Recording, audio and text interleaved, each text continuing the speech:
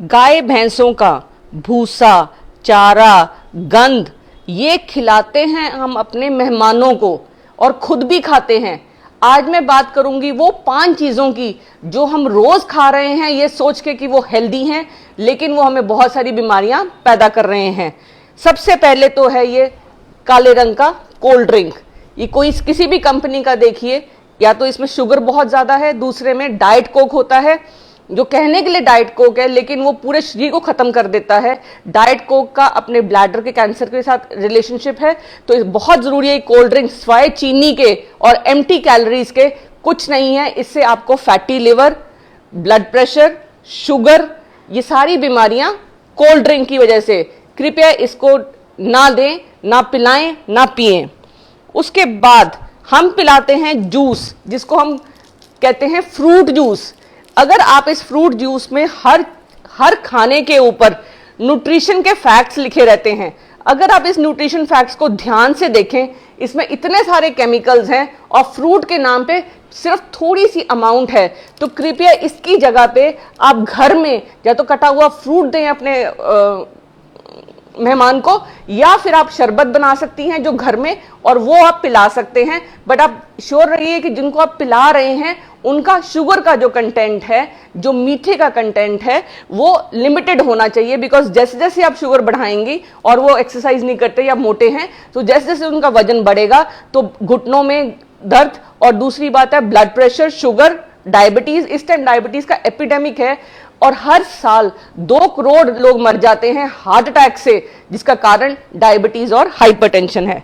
फिर है हमारे बच्चे पैदा होते ही आजकल तो ये खाते हैं, जैसे उनका खाना शुरू होता है ये इंस्टेंट नूडल्स हैं या फिर बाजार की नूडल्स हैं जो चाउमीन के रूप में फेमस हैं। इनमें कोई न्यूट्रिशन नहीं है, ये मैदा है, रिफाइंड फ्लोर। मैदा एक ऐसा जहर है जो पीसीओडी का सबसे बड़ा कारण है। मैदे की वजह से लिवर में फैट जमा होता है और लिवर फैटी हो जाएगा और ये चिपक जाता है इंटेस्टाइन के अंदर जाके, क्योंकि ये उबलने के बाद इसमें कुछ नहीं है, तो रबड़ है। आप रबड़ खाना चाहेंगे, बिल्कुल रबड़ है ये, तो इसको कृपया बिल्कुल नूडल्स को टोटली बंद कर दीजिए। फिर हर घर में हैप्पी बर्थडे में cake, burger, biscuit, Kurkure, packed foods, chips, ये सब खिलाए जाते हैं। अब इनकी क्या प्रॉब्लम है?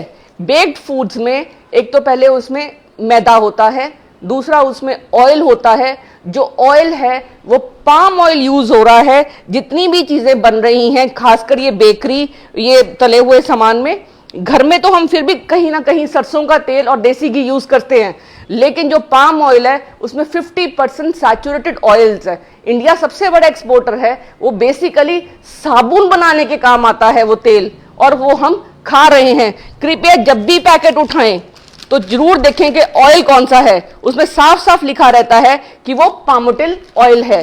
पाम ऑयल बहुत बड़ा कारण है हमारी लिवर को डैमेज करने का, ब्लड प्रेशर का और शुगर का। इसके अलावा जो हम खाते हैं, वो जो सबसे जरूरी चीज जो हमें नहीं खानी है वो है क्या रहेगा,